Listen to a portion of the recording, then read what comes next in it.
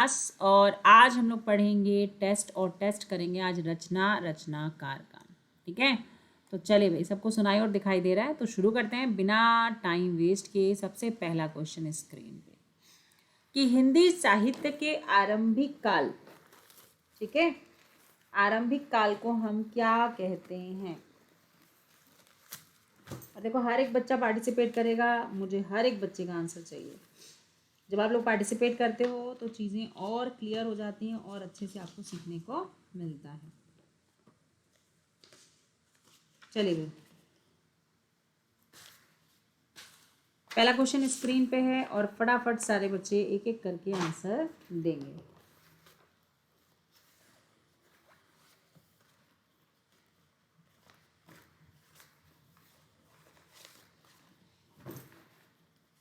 बहुत बढ़िया।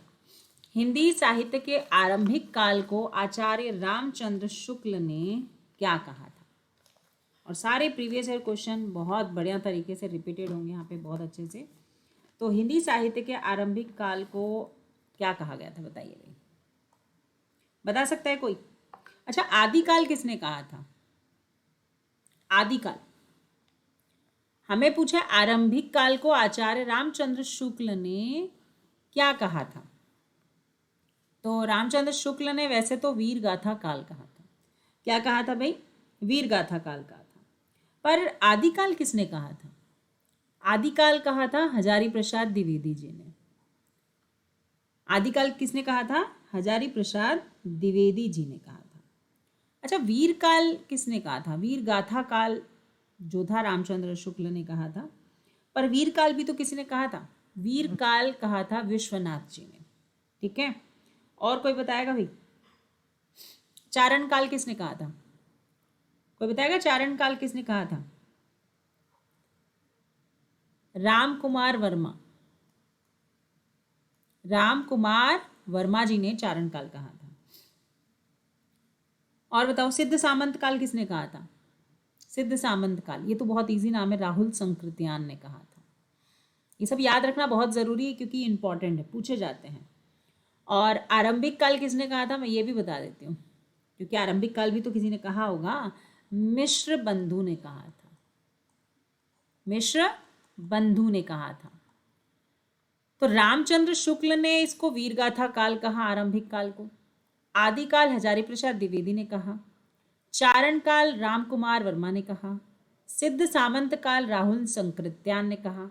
और आरंभिक काल मिश्र बंधु ने कहा। तो आपका एग्जाम में कुछ भी पूछा जा सकता है, ठीक है, हर एक तरीके से आपको तैयार रहना है।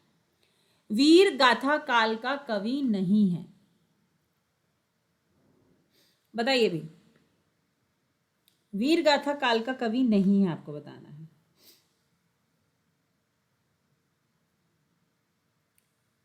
चंद्रप्रदाई, नामदेव, जगनीक, मधुकर, कल मैंने बहुत अच्छे से पढ़ाया था ये सारी चीजें। तो वीर गाथा काल का कवि नहीं है, चंद्रप्रदाई जी नहीं है, ये तो आदिकाल के कवि हैं। वीर गाथा काल के, है ना, वीर गाथा काल या आदिकाल के कवि नहीं माने जाते इनको, सॉरी आदिकाल के नहीं है। ठीक है, तो ये चंद्रप्रदाई नहीं है। चंद्रप्रदाई ने क्या लिखा था? पृथ्वीराज रासो। क्या लिखा था? वीर गाथा काल के श्रेष्ठ कवि माने जाते हैं, बताइए भाई। वीर गाथा काल के सर्वश्रेष्ठ कवि माने जाते हैं।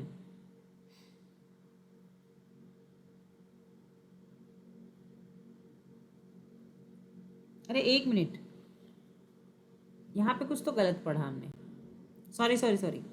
वीर गाथा काल के चंद्रप्रदाई कैसे होंगे भाई? वो तो हैं, वीर गाथा काल के तो चंद्रप्रदाई जी हैं। सॉरी सॉरी, वीर गाथा काल के तो चंद्रप्रदाई जी हैं। जगनीक, नामदेव जी नहीं है इसमें। विद्यापति, अमीर खुसरो, ये सब वीर गाथा काल के कवि हैं। चंद्रप्रदाई भी है, जगनीक भी है, मधुकर भी है, नामदेव जी नहीं है बेटा, सॉरी, पता नहीं क्या दिमाग में था। इसका बी आंसर होगा। नेक्स्ट, वीर गाथा काल के श्रेष्ठ कवि माने जाते हैं। वीर गाथा काल के सर्वश्रेष्ठ कवि माने जाते हैं चंद्रप्रदाई, जगनीक, दलपति विजय, विद्यापति। बताओ भी किसके साथ जाओगे?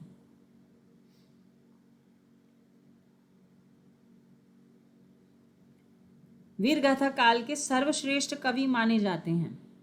बहुत बढ़िया प्रश्न है। अभी मैंने आपको बताया था कि वीर गाथा काल के कवि कौन है? चंद्र बरदाई जी हैं, और सर्वश्रेष्ठ कवि में भी चंद्र बरदाई का नाम लिया जाता है। ठीक है, विद्यापति भी थे वैसे तो, अमीर खुसरो भी थे, पर चंद्र बरदाई को सर्वश्रेष्ठ माना जाता है। पृथ्वीराज रासो के रचनाकार कौन है? पृथ्वीराज रासो के रचनाकार कौन है? 16वीं शताब्दी में लिखा गया था ये, और बताएंगे कौन है। सब जानते हो बहुत अच्छे से, अभी मैंने बोला भी, चंद्र बरदाई। चंद्र बरदाई ने पृथ्वीराज रासो लिखा था, और ये जो है आपको सभी को पता है वीर गाथा काल के प्रमुख कवियों में इनका नाम लिया जाता है।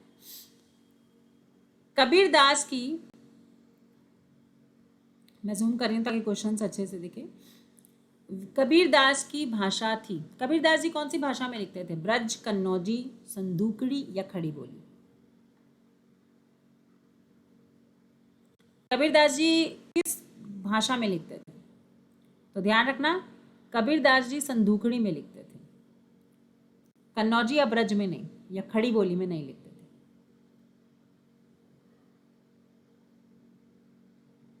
चलिए भी आगे बढ़ेंगे। नेक्स्ट क्वेश्चन, 6वां प्रश्न है।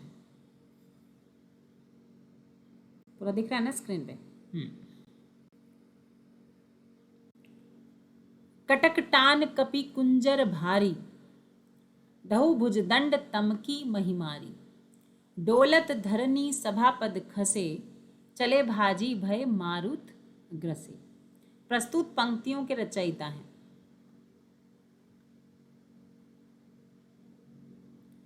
कभी कभी ऐसे प्रश्न भी पूछे जाते हैं। तुलसीदास, जायसी, देव या नूर मोहम्मद? 6वां प्रश्न का उत्तर देंगे। कपि माने बंदर होता है, कुंजर भारी, दहु भुज दंड तमकी महिमारी, माने उन्होंने पैर को जमीन पर मारा, है ना, ऐसा पैर को नहीं, भुज दंड, दहु भुज दंड तमकी महिमारी, जैसे उन्होंने, है ना, भुजा को ऐसा मारा, दंड के समान भुजा को ऐसे जमीन पे मारा, तो जमीन क्या होने लगी? डोलत धरनी सभा पद खसके, सब डोलने लगी जमीन और सभा खसकने लगी। तो क्या होता है? इसको लिखा है तुलसीदास ने। राम जी के बारे में, तुलसीदास जी राम के भक्त थे, तो भैया हनुमान के बारे में और राम के बारे में कौन लिखेगा? तुलसीदास जी लिखेंगे। नहीं भी ज़्यादा लॉजिक लगा सकते तो छोटा मोटा लॉजिक ऐसे ही लगा के बता सकते हो। नयन जो देखा कमल सा निर्मल नीर शरीर, हसत जो देखा हंस भा दसन नगहीर। प्रस्तुत पंक्तियों के रचयिता कौन है? बताओ भाई। 7वां, यहाँ पे तो भैया राम के बारे में तो बात हो नहीं रही है, ना ही कृष्ण और राधा के बारे में बात हो रही है। ये थोड़ा सा कंफ्यूज करेगा, इसलिए मैं इसका आंसर बता रही हूँ। जायसी जी ने लिखा है। किसने लिखा है? जायसी जी ने लिखा है, क्योंकि बच्चे यहाँ पे आंसर नहीं दे पाएंगे, और जिनको पता होगा तो दे भी देंगे। शिवा भवानी के रचनाकार कौन है? ये मैंने कल ही पढ़ाया था। शिवा भवानी के रचनाकार पद्माकर, भूषण, केशवदास या जगनी? तो शिवा भवानी से याद रखना भूषण जी, और मैंने कहा था ये पेपर में आया हुआ क्वेश्चन है। नर की और नल की गति एक करी जोए, कवि कहते हैं। अब कौन से कवि कह रहे हैं ये बात? तुलसीदास, महावीर प्रसाद द्विवेदी, बिहारी लाल या केशवदास जी? बताइए भाई।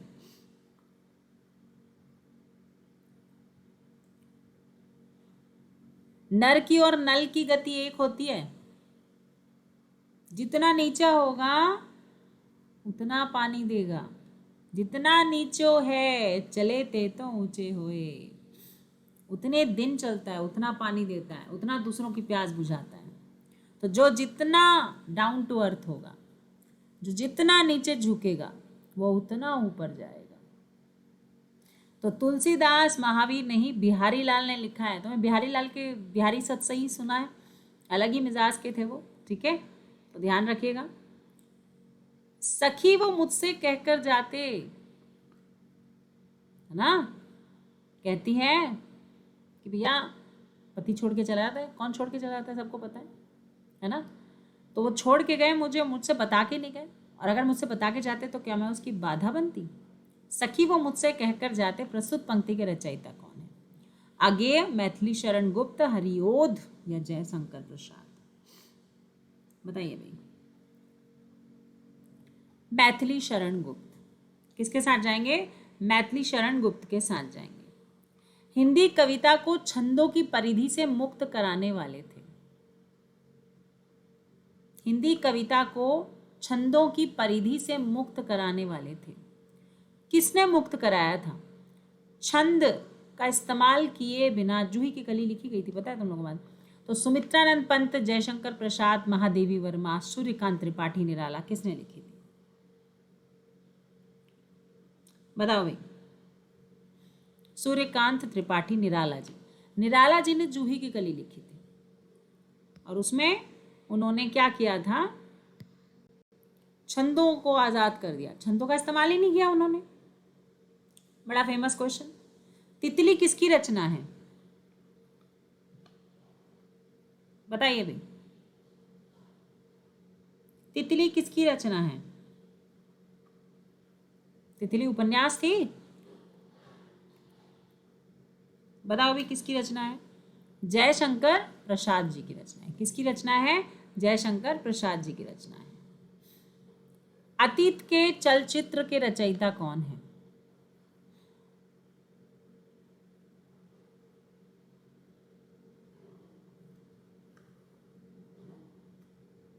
बहुत फेमस है अतीत के चलचित्र, और 50 बार कल ही बताया था मैंने कि क्वेश्चन बहुत बार रिपीटेड है। अतीत के चल महादेवी वर्मा जी ने लिखा है, ठीक है, बहुत फेमस थी वो और उन्होंने बहुत ही सुंदर लिखा है अतीत के चलचित्र। पल्लव के रचयिता कौन है? सुमित्रानंद पंत, निराला, जयशंकर प्रसाद या महादेवी वर्मा जी? पल्लव। तितली बेटा 1934 में लिखी गई थी और उपन्यास है वो। अतीत के चलचित्र 1941 में लिखी गई थी। ये भी बता दूं, पल्लव पल्लव मेरे ख्याल से 1928 के आसपास लिखी गई थी। इसको सुमित्रानंद पंत जी ने लिखा था। किसने लिखा है? सुमित्रानंद पंत ने। चिंतामणि के रचयिता कौन है? 1939 के आसपास लिखी गई थी और इसके 4 भाग हैं चिंतामणि के, 1 2 3 4। बताओ भी किसने लिखी थी चिंतामणि? रामचंद्र शुक्ल ने। चिंतामणि भी बहुत फेमस है और इसको रामचंद्र शुक्ल ने लिखी थी। जन्म जय का नाग यज्ञ किसकी कृति है? सेठ गोविंद दास की, जयशंकर प्रसाद की, लक्ष्मी नारायण लाल की या गोविंद वल्लभ पंत की? बताएंगे भाई। जन्म जय का नाग यज्ञ बहुत फेमस है, जयशंकर प्रसाद जी, और ये मैक्सिमम टाइम क्वेश्चंस में पूछे भी जा चुके हैं। ये बताएंगे। हम दीवानों की क्या हस्ती है, आज यहाँ कल वहाँ चले, का आलम साथ चला हम धूल उड़ाते जहाँ चले? बताइए भी इस पंक्ति के रचयिता कौन है?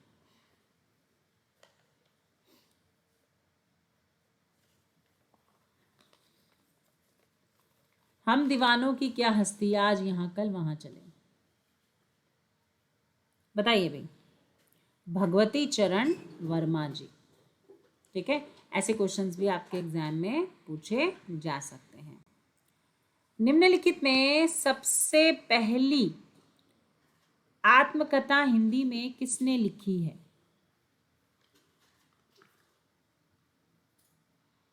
हिंदी में सबसे पहली अपनी आत्मकथा हिंदी में किसने लिखी है? अपनी आत्मकथा राजेंद्र प्रसाद जी ने। सबसे पहली अपनी आत्मकथा किसने लिखी है? राजेंद्र प्रसाद जी ने लिखी है। अबला जीवन हाय तुम्हारी यही कहानी, आंचल में है दूध और आंखों में है पानी। उपयुक्त पंक्ति किस काव्य की है? कामयानी, साकेत, यशोधरा या आंसू? और चारों भी बहुत फेमस है। बताइए भाई। यशोधरा आपने सुना होगा, यशोदा, यशोधरा, ठीक है, उसी के बारे में यहाँ पर व्याख्या की गई है।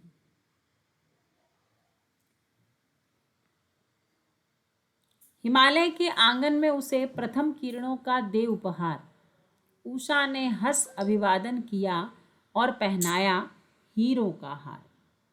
उपयुक्त पंक्ति किस रचयिता की है? 20वां प्रश्न आपको बताना है। माखनलाल चतुर्वेदी जी, रामधारी सिंह दिनकर जी, जयशंकर प्रसाद, मैथिली शरण गुप्त। माखनलाल चतुर्वेदी जी के साथ जाएंगे तो ज़्यादा बेटर है यहाँ पर, क्योंकि आपको पता है वो थोड़ा सा देश प्रेम के प्रति ज़्यादा लिखते थे, प्रकृति के प्रेमी थे। आंचलिक रचनाएं किससे संबंधित होती हैं? आंचलिक माने आपको पता है जैसे उत्तरांचल, हिमाचल, है ना। तो देश विशेष से, लोक विशेष से, क्षेत्र विशेष से या जाति विशेष से किससे रिलेटेड होती है बताइए यहाँ पे। तो आप ध्यान रखिएगा, आंचल का मतलब ही, आंचलिक का मतलब ही होता है क्षेत्र विशेष से। लोक माने तो इंसान होता है, इसलिए क्षेत्र विशेष से। निर्गुण भक्ति काव्य का प्रमुख कवि है। कल मैंने आपको निर्गुण और सगुण 2 काव्य धाराएं पढ़ाई थी और मैंने बताया था कि आपको अक्सर निर्गुण और एक सगुण मिलेगा, है ना। निर्गुण में तो आपको सूफी और संत बताए थे मैंने, और सगुण में मैंने आपको कृष्ण के भक्त और राम के भक्त बताए थे, है ना। तो बताइए भाई, निर्गुण पूछ रहा है आपको, सूरदास, तुलसीदास, कबीरदास, केशवदास। 22वां प्रश्न में से किसके साथ जाएंगे? भाई सूरदास और तुलसीदास तो वैसे भी सगुण भक्ति के हैं, तो इनको तो आप लेंगे तो बेवकूफ़ी है ना। अब कबीर और केशवदास में से संत, अब निर्गुण भक्ति काव्य धारा के प्रमुख कवि कौन है, कबीर या केशव? केशव नाम सुना है क्या कभी?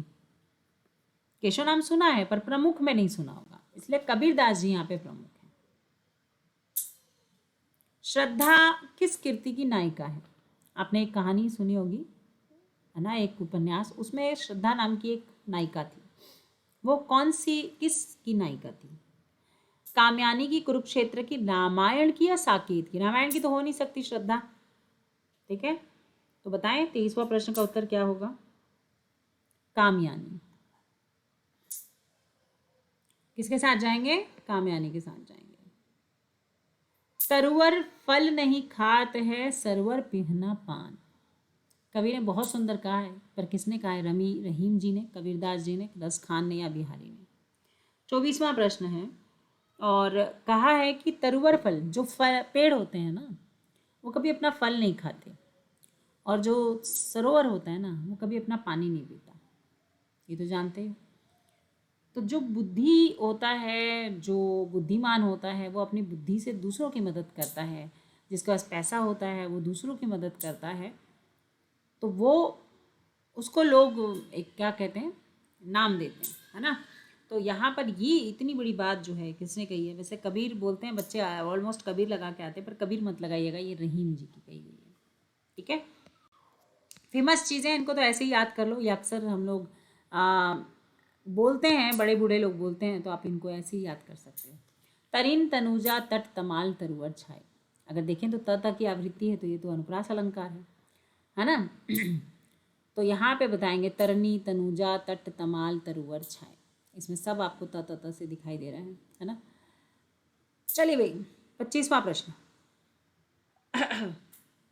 प्रस्तुत पंक्ति के रचयिता कौन है? भारतेंदु हरिश्चंद्र, रामधारी सिंह, माखनलाल चतुर्वेदी या राम नरेश त्रिपाठी जी? 25वां प्रश्न बताओ भाई, किसके साथ जाएंगे? भारतेंदु हरिश्चंद्र जी के साथ। बुंदेलो हर बोलों के मुंह, हमने सुनी कहानी थी, खूब लड़ी मर्दानी, वो तो झांसी वाली रानी थी। बचपन से पढ़ते आ रहे हो और याद भी हो चुका है, इसका नाम हमें बताने की ज़रूरत नहीं है। सत्यनारायण पांडे, मैथिली शरण गुप्त, सुभद्रा कुमारी चौहान, महादेवी वर्मा। सुभद्रा कुमारी चौहान झांसी की रानी की रचयिता है और झांसी की रानी से ली गई है ये पंक्ति। मुझे तोड़ लेना वनमाली, अगर पहली दूसरी क्लास की याद होगी लाइन तो बहुत अच्छे से। मुझे तोड़ लेना वनमाली, फूल कहता है माली से कि मुझे तोड़ लेना वनमाली, उस पथ पर देना तुम फेंक, मातृभूमि पर शीश चढ़ाने, जिस पथ जावे वीरने। मुझे भगवान पे चढ़ाने की ज़रूरत नहीं है, मुझे तो उन वीरों के पैरों पर कुचलने में जो सुख मिलेगा, है ना। तो मुझे किसके में इस भाव को प्रस्तुत करते हुए कि मातृभूमि पर शीश चढ़ाने, जिस पथ जावे वीर अने, तो मैं अपनी क्या समझूंगा? अपने आप पे बहुत बड़ी कृपा समझूंगा कि तुमने मुझे उस पथ पर फेंका। भैया ये कहीं जाने की जरूरत नहीं है, माखनलाल चतुर्वेदी जी ने बहुत ही सुंदर पंक्ति में लिखा था और आप लोग पहली दूसरी कक्षा में पढ़ चुके हो ये। दरवाजे में चंडाल गढ़ी की तरफ नजर दौड़ने पर एक अद्भुत दृश्य दिखाई देता है। इस पंक्ति के रचनाकार कौन है बताइए भाई। 28वां प्रश्न। ऐसे प्रश्न अक्सर आपको देखने को मिलेंगे। तो राहुल संकृत्यान के देखो कोई फेमस लाइनें होती हैं, ऐसा नहीं कि कुछ भी उठा के आपसे पूछेगा, कुछ फेमस लाइनें होती हैं, उन्हीं को आपको पूछ सकता है। भूषण की कविता का प्रधान स्वर क्या है? भूषण किस चीज के लिए लिखते थे? व्यंग करते थे वो, या प्रशस्ति परक लिखते थे आगे बढ़ने के लिए, श्रृंगारिक मतलब प्रेम मोहब्बत वाला, एक कारुणिक दुख वाला? 29वां प्रश्न है, बताएंगे फटाफट, किसके लिए लिखते थे वो? भूषण हमेशा प्रशस्तिकरण के लिए लिखते थे, आगे बढ़ने के लिए, समाज के लिए, है ना, नई सोच के लिए। अपभ्रंश में कृष्ण काव्य के प्रणेता हैं, बताइए। अपभ्रंश आप सब जानते हैं, और कृष्ण काव्य का मतलब आपको पता ही है, बताया था मैंने। राम भक्त होते हैं, कृष्ण भक्त होते हैं। पुष्पदंत, शालीभद्र सूरी, स्वयंभू या हरि भद्र सूरी? बताएं भाई। 30वां प्रश्न आपके सामने है, उत्तर देंगे सभी कोई। पुष्पदंत के साथ जाएंगे सभी बच्चे, ठीक है। पुष्पदंत, पुष्पदंत इसका आंसर होगा। कई क्वेश्चन ऐसे होते हैं जिनका सर पैर हमें नहीं आता, तो उसे रट लेना चाहिए, ठीक है। प्रथम सूफी प्रेमाख्यान कवि के रचयिता कौन है? मैंने आपको बताया था सगुण और निर्गुण, है ना। तो कुछ उसमें से कुछ ऐसे लोग सूफी भी थे जो प्रेमाख्यान काव्य के रचयिता थे। नूर मोहम्मद जायसी, मुल्ला दाऊद या कुतुबन? कल ही पढ़ाया है ये वाला पूरा पार्ट, आपको मैंने एक्सप्लेन किया था। आंसर देंगे मुझे क्या होगा। मुल्ला दाऊद के साथ जाएंगे। किसके साथ जाएंगे? मुल्ला दाऊद के साथ जाएंगे, प्रथम, ठीक है। हिंदी के प्रथम गद्यकार कौन है? पहली कहानी किस बंदे ने लिखी है? राजा शिव प्रसाद सितारे हिंद, लल्लू लाल जी ने, भारतेंदु हरिश्चंद्र जी ने, बाल कृष्ण भट्ट ने? 32वां प्रश्न है आपके सामने, बताइए।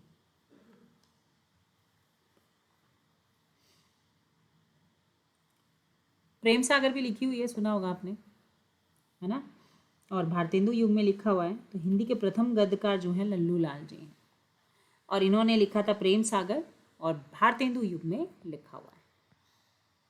हिंदी के सर्वप्रथम प्रकाशित पत्र का नाम बताइए। सबसे पहला कौन सा पत्र प्रकाशित हुआ था? सम्मेलन पत्रिका, उतंड मार्तंड, सरस्वती या नागरी प्रचारिणी पत्रिका? इसको देखो बहुत अच्छे से याद कर लो। हिंदी की सर्वप्रथम प्रकाशित पत्रिका उतंड मार्तंड। मुझे जब मैंने पढ़ा था तो इसका नाम कुछ अटपटा सा था, तो ऐसे ही याद हो गया था, उतंड मार्तंड। और कौन सा लिखना है आपको? ऑप्शन देख के टिक लगाना है। छायावाद के प्रवर्तक का नाम बताइए। भाई छायावाद कौन बताया? छायावाद कौन है इसके प्रमुख? सुमित्रानंद पंत, श्रीधर पाठक, मुकुटधर पांडे या जयशंकर प्रसाद? 34वां प्रश्न है, बताएंगे किसके साथ जाएंगे। देखो छायावाद के प्रवर्तक तो बहुत हैं। निराला जी का नाम ले सकते हो, महादेवी वर्मा का नाम ले सकते हो, सुमित्रानंद पंत का नाम ले सकते हो, बट छायावाद के प्रवर्तक का नाम बोला जा रहा है तो सबसे बेस्ट हम लोग जो लेंगे वो जयशंकर प्रसाद जी का लेंगे, ठीक है। किसका लेंगे? जयशंकर प्रसाद जी का लेंगे। प्रगतिवाद उपयोगितावाद का दूसरा नाम है, यह कथन किसका है? प्रगतिवाद उपयोगितावाद का दूसरा नाम है, ये किसने कहा है? रामविलास शर्मा जी ने, प्रेमचंद जी ने, नंद दुलारे वाजपेयी ने, सुमित्रानंद पंत ने? किसके साथ जाओगे भाई? ध्यान रखिएगा, प्रगतिवाद को उपयोगितावादी किसने कहा है? नंद दुलारे वाजपेयी जी ने। प्रेमचंद के अधूरे उपन्यास का नाम क्या है, जिनको उनके बेटे ने कंप्लीट किया था? अमृत राय उनका नाम था। प्रेमचंद के बेटे का नाम अमृत राय था, और उन्होंने ये जो है कंप्लीट किया था। मंगलसूत्र सुना होगा, बहुत फेमस उपन्यास है प्रेमचंद जी का, और ये उनकी मृत्यु हो गई थी तो अधूरा रह गया था, तो उनके पुत्र ने उनको पूरा किया। रामधारी सिंह दिनकर को भारतीय ज्ञानपीठ पुरस्कार प्राप्त हुआ था, पर किसके लिए हुआ था? कौन सी ऐसी कीर्ति थी जिसके लिए उन्हें ज्ञानपीठ पुरस्कार प्राप्त हुआ? रश्मि रथी पर, परशुराम की प्रतीक्षा पर, कुरुक्षेत्र या उर्वशी पर? रामधारी सिंह दिनकर के कौन सी है बताइए। किसके साथ जाओगे भाई? 37 क्वेश्चन।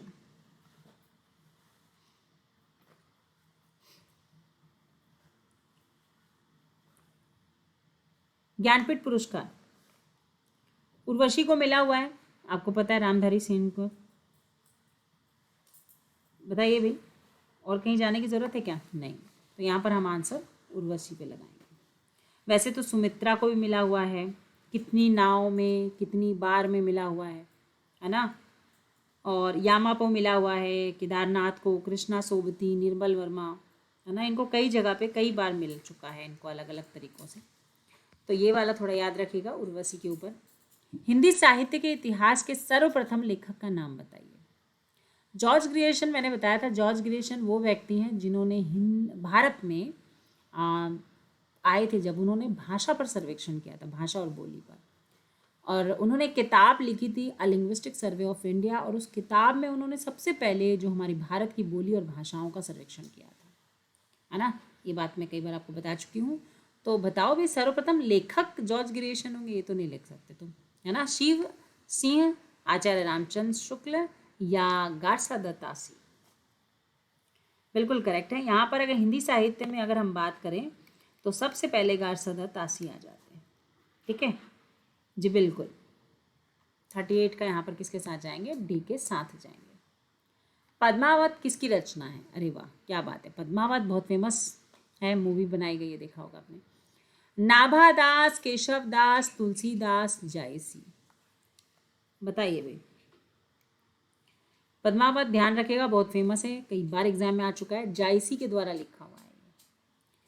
बेताल पच्चीसी के रचनाकार कौन है? इसमें थोड़ा सा ना मंत बढ़ंत है, कोई कुछ बताता है, कुछ थोड़ा अलग अलग है ना। तो वैसे देखा जाए तो भट्टराव का नाम कई बार एग्जाम में आता है, भट्टराव नहीं है, तो हम यहाँ पर किसके साथ जा सकते हैं? सुरती मिश्र के साथ जा सकते हैं। बेताल पच्चीसी। सुहाग के नुपुर के रचयिता कौन है? निराला, मोहन राकेश, अमृतलाल नागर या प्रेमचंद जी?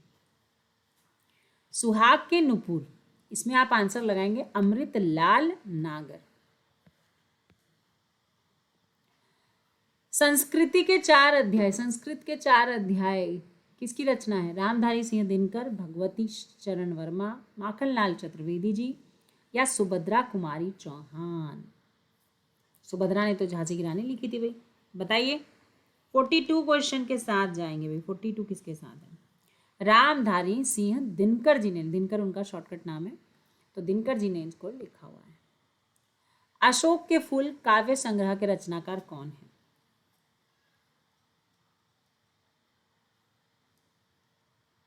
बताएंगे। अशोक के फूल बहुत फेमस है, कई बार पूछा जा चुका है, और इसमें हम लोग हजारी प्रसाद द्विवेदी के साथ जाएंगे। हर एक बच्चा पार्टिसिपेट करेगा, सबको ही आंसर देंगे। झरना खालिस्तान के रचनाकार हैं, बहुत फेमस है झरना, कई बार पूछा जा चुका है। सोहनलाल द्विवेदी जी, महादेवी वर्मा, जयशंकर प्रसाद, सुभद्रा कुमारी चौहान। 44 जयशंकर प्रसाद जी। भारत भारती किसके द्वारा लिखी गई है? बताइए।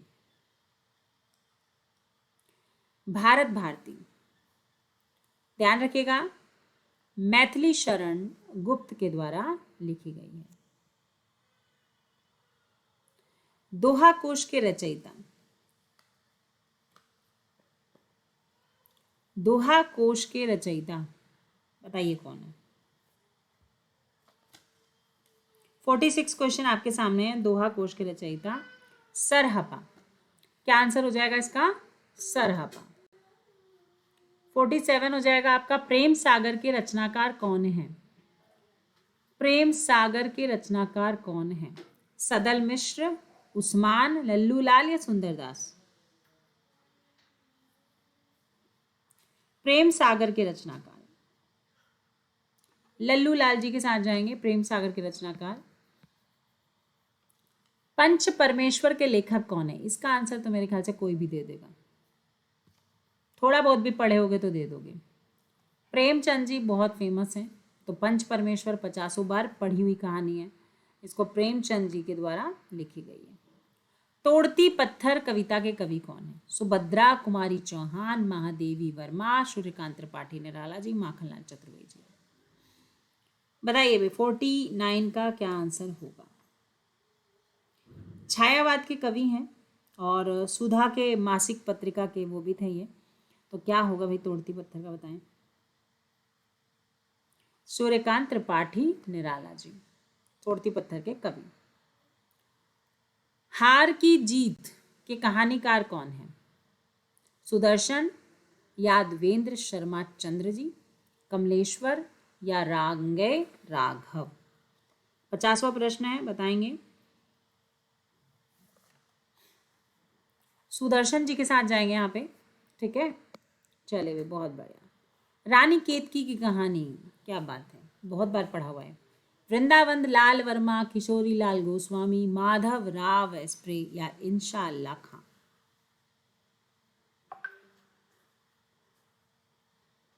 बताइए, राम केतकी की कहानी के रचयिता बताइए भाई। यहाँ पे हम किसके साथ जाएंगे? इंशाअल्लाह खां के साथ जाएंगे। शिव शंभू के चिट्ठे से संबंधित रचनाकार हैं बाबू तोताराम, केशव राम भट्ट और अंबिका दत्त व्यास और बाल मुकुंद गुप्त। ठीक है, बताएंगे। 52 क्वेश्चन। बाल मुकुंद गुप्त। रसिक प्रिया के रचयिता कौन हैं?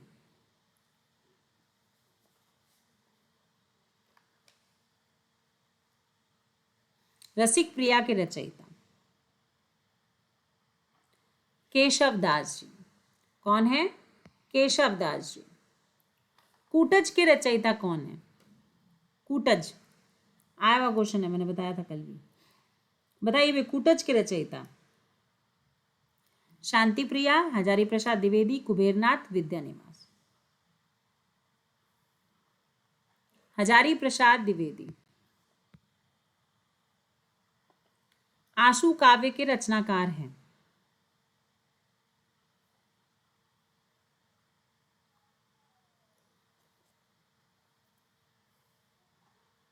जयशंकर प्रसाद। आंसू तो बहुत फेमस है, बहुत बार पूछा हुआ क्वेश्चन है।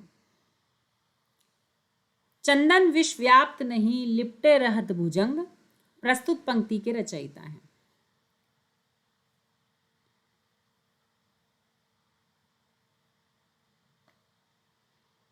मतलब चंदन में खुशबू होती है और सांप में जहर होता है, और वो चंदन के पेड़ से लिपटे होते हैं, फिर भी उस सांप का जहर जो है वो कम नहीं होता है। समझ गए? तो संगत का असर जो है वो इंसान पर नहीं पड़ता। अगर आप कितने ही बुरे आदमियों के साथ रह लो, अगर आप की सोच और आप अच्छे हो तो उनका आप पर कोई प्रभाव नहीं पड़ता। चलिए भी 56 का क्या होगा? रहीम जी बोले। ऐसी बातें तो रहीम या बिहारी जी बोल सकते, कबीर जी बोल सकते हैं। अमिय हलाहल मद भरे, सेत श्याम रतनार, जियत मरत झुकी झुकी, परत जेही चितवत एक बार। बताइए भी। 57 किसने लिखा है ये? रसलीन जी ने। कभी कभी कुछ ऐसी वो चीजें होती हैं जो ऐसा लगता है पता नहीं क्या ही पूछ लिया, है ना। जब जब होए धर्म की हानि, बाढ़े असुर अभिमानी। 58 बताइए भाई। जब धर्म की हानि होती है तो असुर अभिमान हो जाता है, पर उसका संहार करने के लिए तो ईश्वर मानव रूप में आता ही है। तो 58 किसने कहा है ये? बताइए भाई।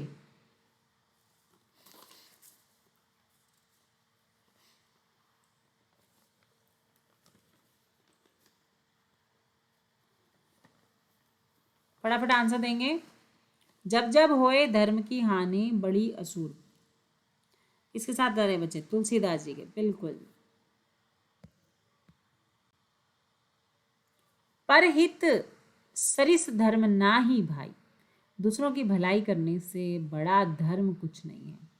पर पीड़ा सब नहीं अधमाई, और दूसरे की पीड़ा को अपनी पीड़ा समझना से बड़ा अधर्म नहीं है, मतलब दूसरों की पीड़ा को अपनी पीड़ा ना समझना अधमाई। ठीक है, तो यहाँ पे 59 का आंसर क्या होगा? कौन लिखा? तुलसी जी ने लिखा है। रक्त है या नशों में शुद्र पानी, जांच कर तू शीसे देकर जवानी। माखनलाल चतुर्वेदी, रामधारी सिंह दिनकर, बालकृष्ण शर्मा या सुभद्रा कुमारी चौहान? माखनलाल चतुर्वेदी जी, वो थोड़े देश प्रेमी किस्म के थे तो वो ऐसी चीजें लिखते थे। दिवासन का समय मेघमय आसमान से उतर रही, वह संध्या सुंदरी परी सी। अलंकार की बात करें तो इसमें तो भाई कौन सा अलंकार है? मानवीकरण अलंकार है ना। और बताइए भाई, महादेवी वर्मा, सुमित्रानंद पंत, रामधारी सिंह दिनकर, सूर्यकांत त्रिपाठी निराला। 61 महादेवी वर्मा जी के द्वारा लिखा गया है। साच बराबर तप नहीं, मतलब सच के बराबर तपस्या नहीं, और झूठ के बराबर पाप नहीं, और जो लोग झूठ बोलते हैं वो नरक में जाते हैं। कबीर जायसी, मीरा रस खान। 62 का आंसर देंगे भी फटाफट। रस खान जी ने कहा। अष्टछाप के सर्वश्रेष्ठ भक्त कवि के रूप में खालिस्तान का नाम लिया जाता है।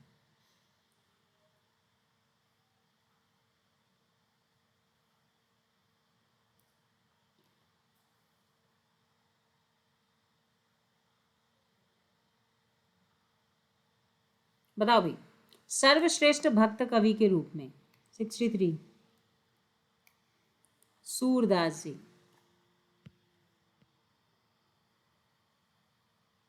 रामचरितमानस की भाषा क्या है?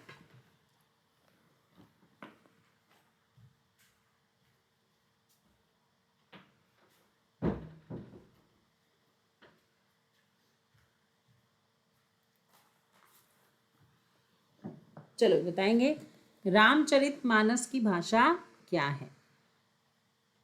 किसमें लिखी गई है रामचरितमानस? 64 अवधि में। भूषण किस रस के कवि थे?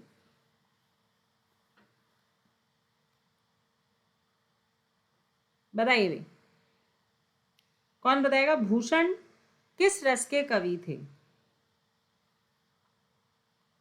श्रृंगार रस। किसके कवि थे? श्रृंगार रस के कवि थे। हिंदी का आदि कवि किसे माना जाता है? इतने क्वेश्चंस करवा दिए हैं, आप लोग इनको भी अच्छे से पढ़ लोगे तो आपके एग्जाम में क्वेश्चंस आ जाएंगे। बताएं भाई, हिंदी का आदि कवि किसे माना जाता है? स्वयंभू। कल पढ़ाया था तुम लोग को ये वाली चीज, है ना। स्वयंभू को कहा जाता है। रामचरितमानस में कितने कांड हैं, मतलब कितने खंड हैं? सबको पता है? इसमें 7 है। और कोई बता सकते हैं बच्चे इसमें 7 कौन कौन से हैं? अच्छा, बालखंड तो सबने सुना होगा तुमने, है ना। कांड नहीं, खंड होना चाहिए, इसमें खंड होना चाहिए। अब ये टाइपिंग मिस्टेक हो सकता है। चले भी बताएंगे। बालखंड है, बस उसके बाद कहाँ जाता है वो? अयोध्या। फिर अयोध्या खंड है, फिर जंगल जाता है, 14 वर्ष का वनवास, आरण्य खंड है, कांड। कांड ही है, कांड ही लिखो इसको, कांड ही लिखो, खंड मत लिखो, कांड ही लिखो भाई। कांड ही आएगा, खंड मत लिखो, है ना। आरण्य कांड है, फिर उसके बाद किष्किंध कांड है।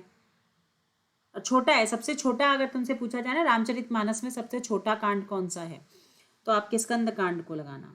फिर सुंदर कांड, फिर लंका कांड, है ना, और फिर उत्तर कांड हो जाएगा।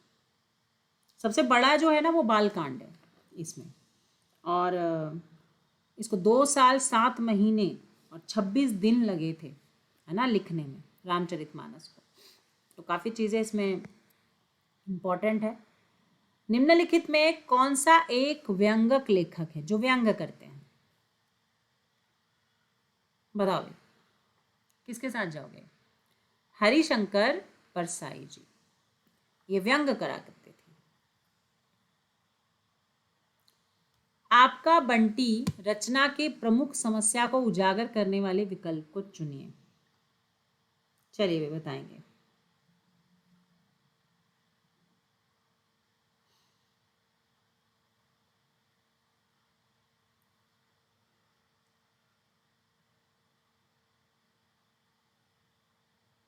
सारे बच्चे फटाफट फटाफट आंसर दोगे भाई।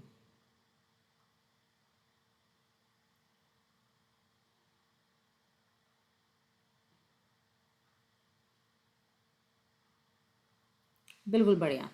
69 में यहाँ पे बच्चे जो हैं क्या लिख रहे हैं? तलाक से जुड़ी बाल समस्या पर यहाँ पर दिया गया था आपका बंटी का।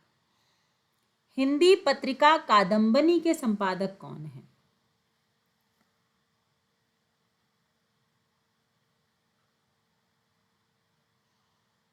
बताएं भी फटाफट।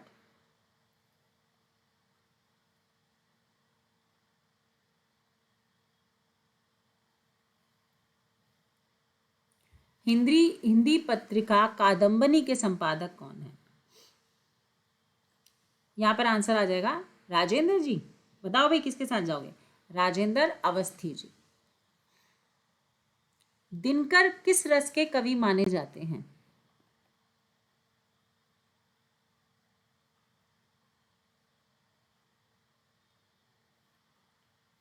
बताइए भाई।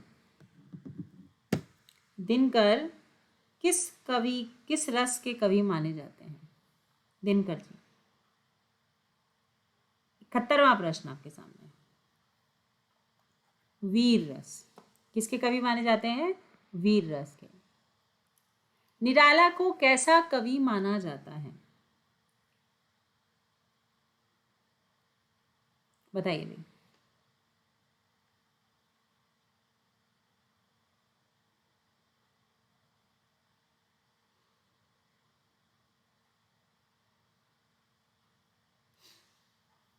Seventy 72 question. निराला जी को क्रांतिकारी बेटा, क्रांतिकारी माना जाता है उन्हें।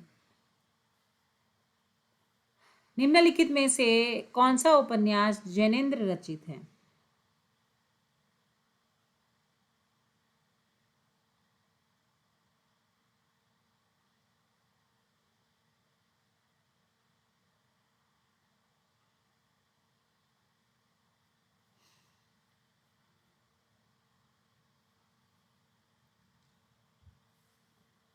बताएं भी। 73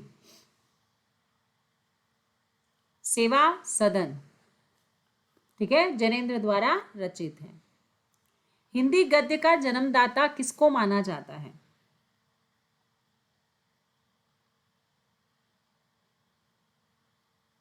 भारतेंदु हरिश्चंद्र को। बिल्कुल, भारतेंदु हरिश्चंद्र जी को हिंदी गद्य का जन्मदाता माना जाता है। कवि कालिदास की अभिज्ञान शाकुंतलम का हिंदी अनुवाद किसने किया था?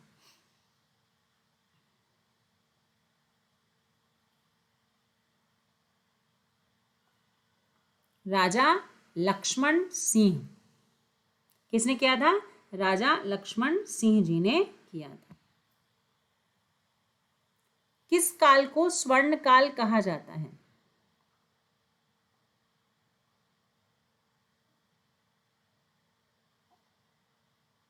भक्ति काल को। ये मैंने कल बताया था, भक्ति काल को स्वर्ण काल कहा जाता है। सूरदास के गुरु कौन थे? कल ये भी पढ़ाया था तुम लोग को। ध्यान रखिएगा, सबके अपने अपने गुरु हैं, वो आपको याद रखना बहुत जरूरी है। जैसे कई लोग पूछते हैं कि मीराबाई के गुरु कौन थे?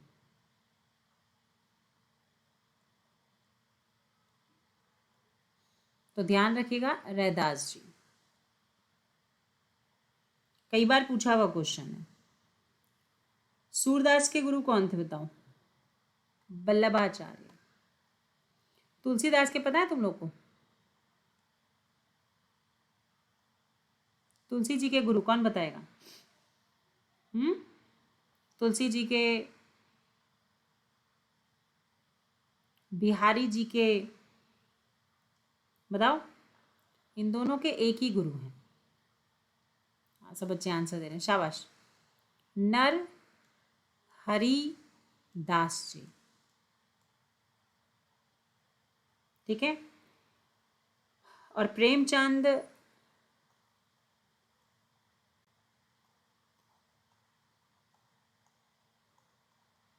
और आपका मैथिली जी और निराला जी,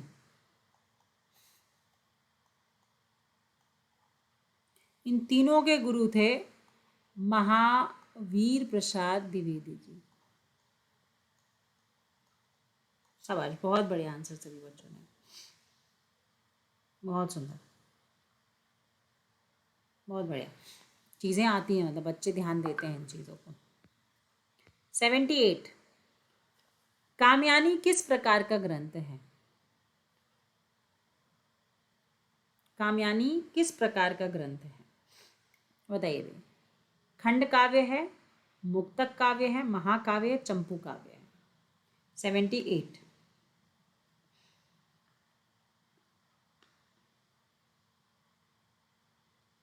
बताइए भाई। महाकाव्य है। रहीम जी ने मुक्तक काव्य लिखा था। गागर में सागर भरने का कार्य किस कवि ने किया है, बताइए भाई। किसने किया है? बिहारी जी ने। किसने किया है? बिहारी जी ने। महाभोज रचना की प्रधान,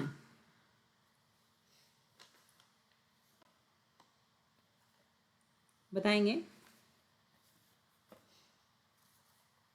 रचना की प्रधान समस्या को उजागर करने वाले विकल्प को चुनिए। राजनीतिक समस्या। यहाँ पे हमारे 80 क्वेश्चन कंप्लीट होते हैं, ठीक है। इसमें 70 क्वेश्चन के आंसर तो दिए हुए हैं, 80 10 के मिसिंग हैं, तो मैंने बता दी हूँ, तो वो आप लोग नोट डाउन कर लीजिएगा, ठीक है। क्या बात है, बहुत बढ़िया तरीके से सभी बच्चों ने पार्टिसिपेट किया, थैंक यू सो मच।